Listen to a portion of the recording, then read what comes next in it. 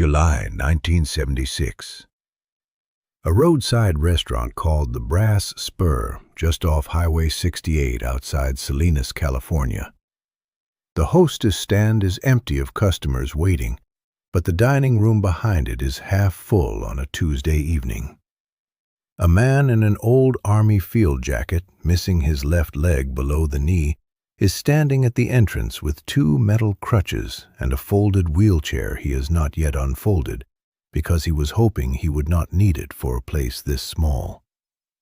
The owner, a heavy-set man named Carl Druzinski, comes around the hostess stand and tells him, not unkindly exactly, but not kindly either, that the dining room aisles are too narrow for a wheelchair and that the man would be more comfortable somewhere else. The veteran's name is Walt Penhall. He is 29 years old. He has been turned away from 3 restaurants in the past 2 months for the same reason, or a version of it. He starts to turn around.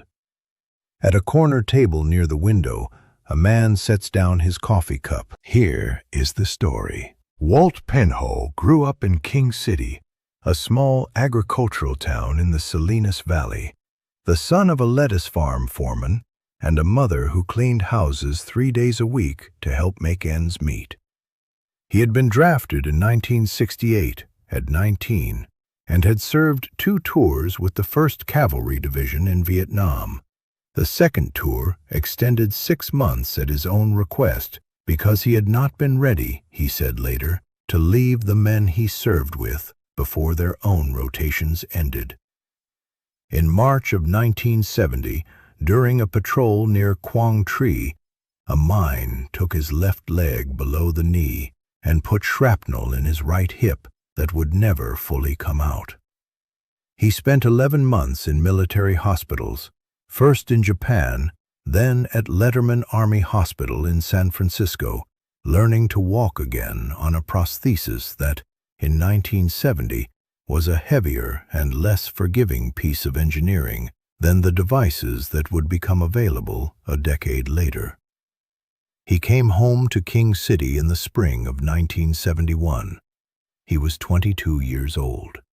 He had a Purple Heart, a Bronze Star, a government disability rating, and a country that, in 1971, was not yet in the habit of saying thank you to men who came home from that particular war looking the way Walt Penhall looked. He found work where he could. He had been good with engines before the war, the kind of farm-town mechanical competence that comes from fixing your own truck because you cannot afford to pay someone else to do it.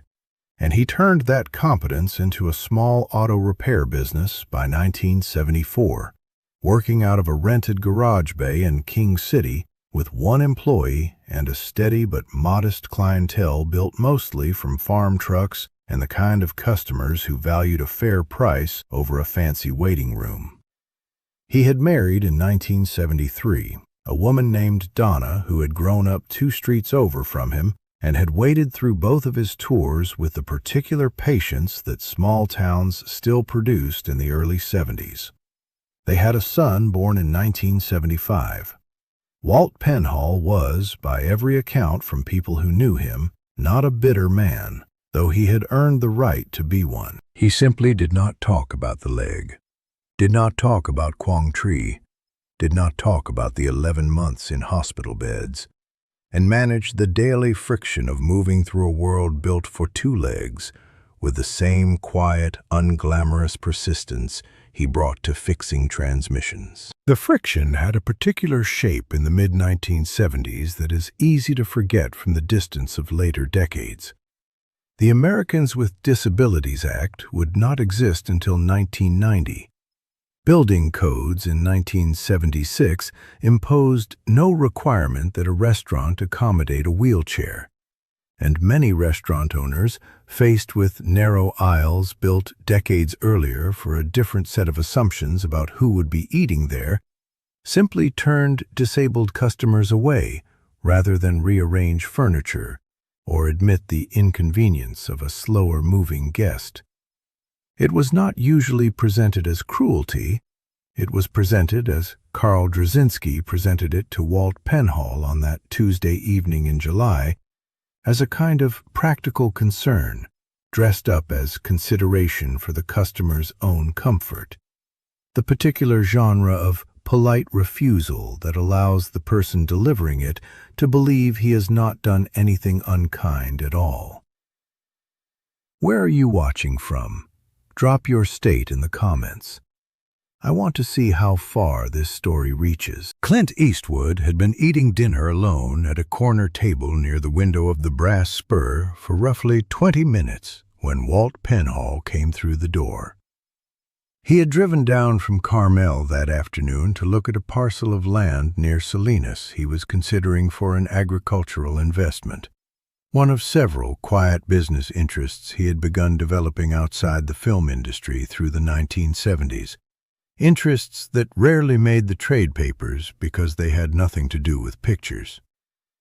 He had stopped at the Brass Spur because it was close to the property and because he preferred, when he traveled alone for business rather than for a premiere or a press junket, to eat at the kind of unremarkable roadside places where nobody made a production of his presence.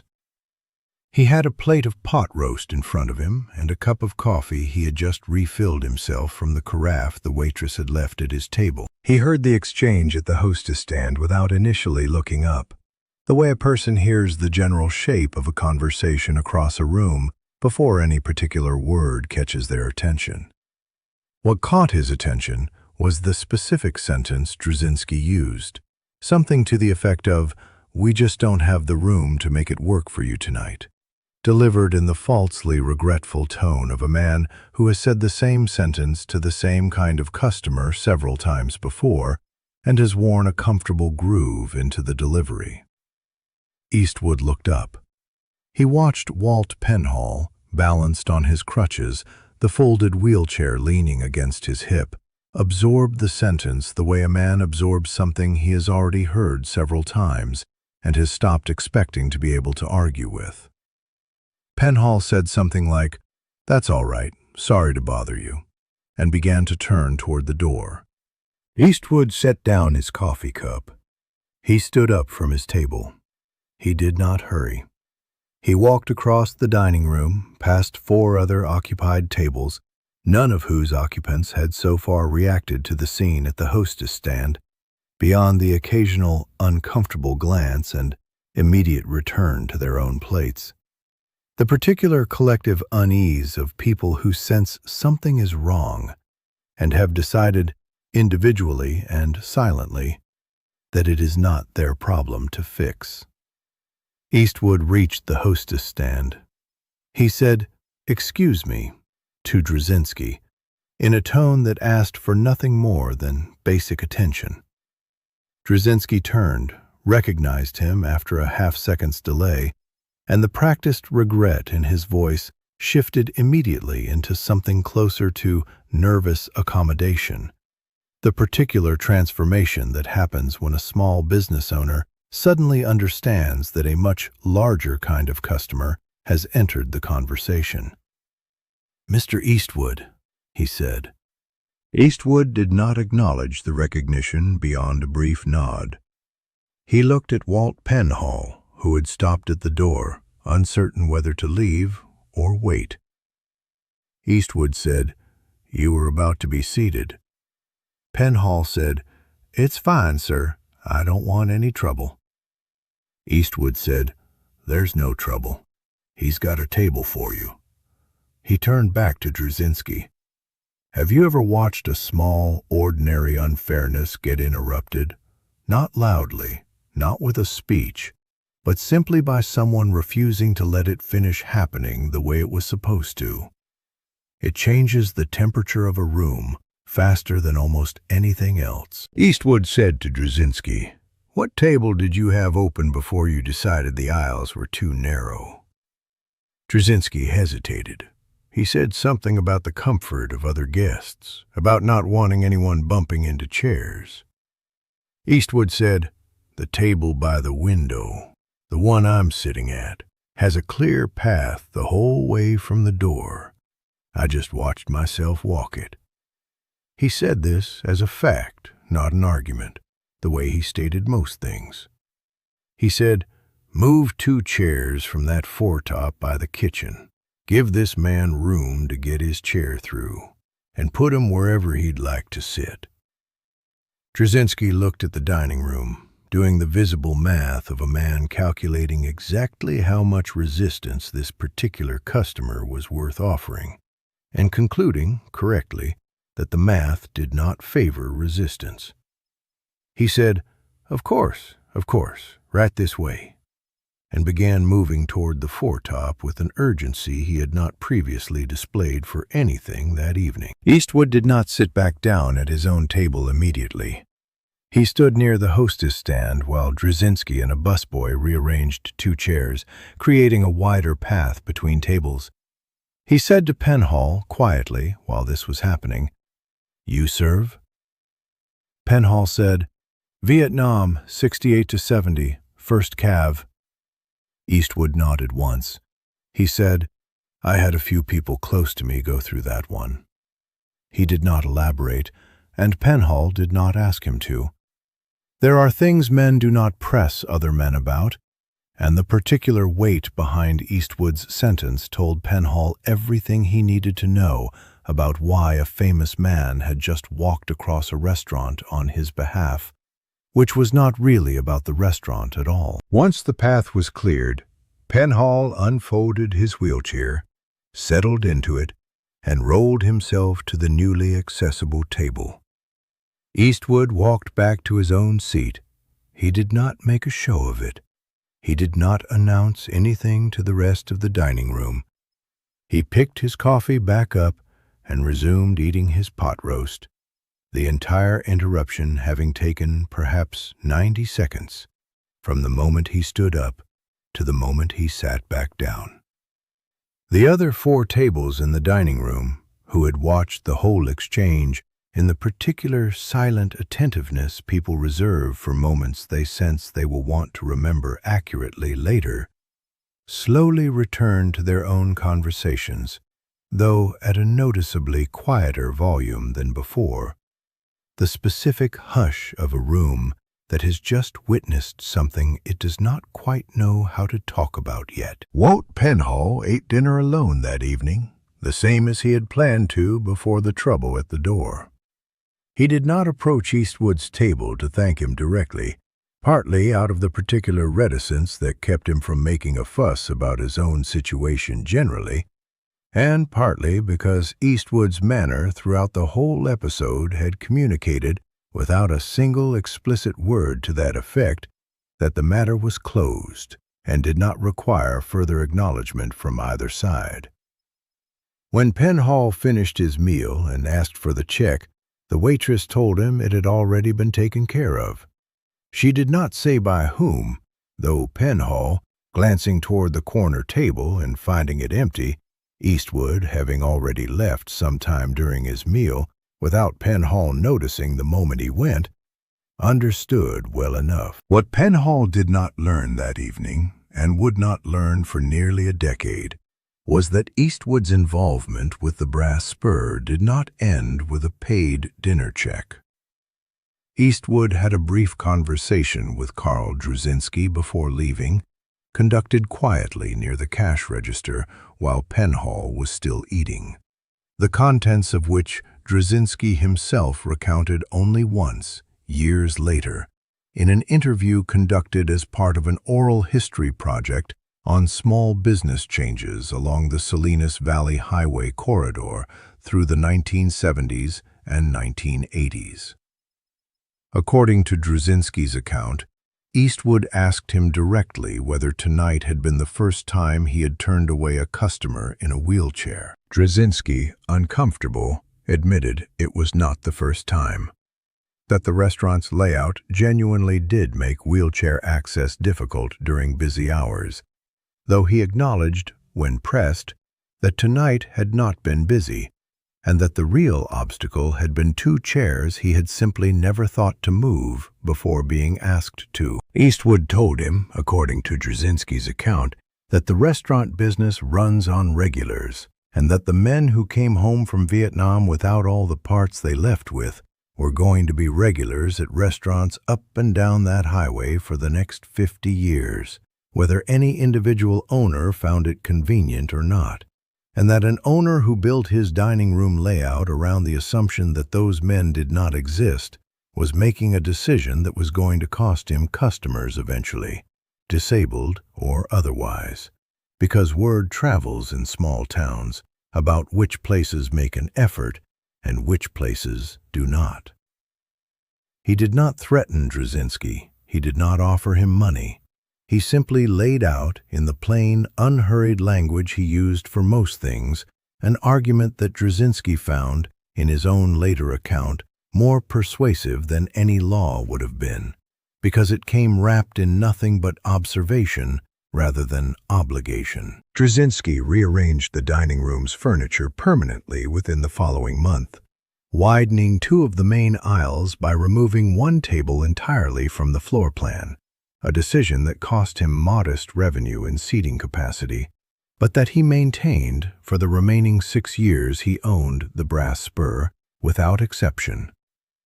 He put a small, hand-lettered sign near the entrance, not visible from the parking lot, just inside the door where a host would see it, reading simply, "All guests welcome, all tables accessible. Ask if you need help with seating." It was not a legal requirement. There was no regulation forcing him to post it. He kept it there until he sold the restaurant in 1982, and the new owners, who had no knowledge of the 1976 incident, kept the sign as well, assuming it had simply always been part of the establishment's character, which, in its own quiet way, by then it had become. Walt Penhall continued running his auto repair business in King City through the 1980s and into the 1990s, eventually expanding to a second bay and hiring 2 additional mechanics as the business's reputation for fair pricing and honest work spread through the valley the way reputations do in small agricultural towns, slowly and almost entirely by word of mouth. He never told the story of the evening at the Brass Spur publicly during his own lifetime, not out of any particular secrecy, but because, as his wife Donna explained in an interview given many years later, Walt simply did not consider it the kind of story that belonged to him to tell, given that the most significant part of it, in his understanding, had happened between Eastwood and Drzezinski, after he himself had already been seated and was no longer part of the conversation. The story became public only in 2003, when a local historical society in Monterey County, conducting an oral history project on changes in disability access along California's Central Coast before and after the Americans with Disabilities Act, interviewed both Carl Drzezinski, by then retired and living in Pacific Grove, and, separately, Donna Penhall, Walt having passed away in 1998 from complications related to his old shrapnel wound that had finally, after 28 years, required a surgery his body could no longer fully recover from. Neither interview had been arranged with the other person's account in mind. The Historical Society's researcher only realized, comparing transcripts months later, that the 2 interviews were describing the same evening from 2 different vantage points. Drzezinski recounting the conversation at the cash register, Donna recounting the version Walt had told her once, briefly, the night he came home. A version that focused almost entirely on a stranger's quiet sentence at the door, "You were about to be seated," and very little on anything that happened afterward. Eastwood was never directly contacted for the oral history project and never commented publicly on the incident at any point in the decades following it, in keeping with a pattern that ran through a great many similar moments across his life, the consistent and apparently genuine preference for letting a correction simply exist in the world it occurred in, rather than circulating it as evidence of his own character. The sign at the Brass Spur's entrance survived 3 subsequent ownership changes before the restaurant finally closed in 2011.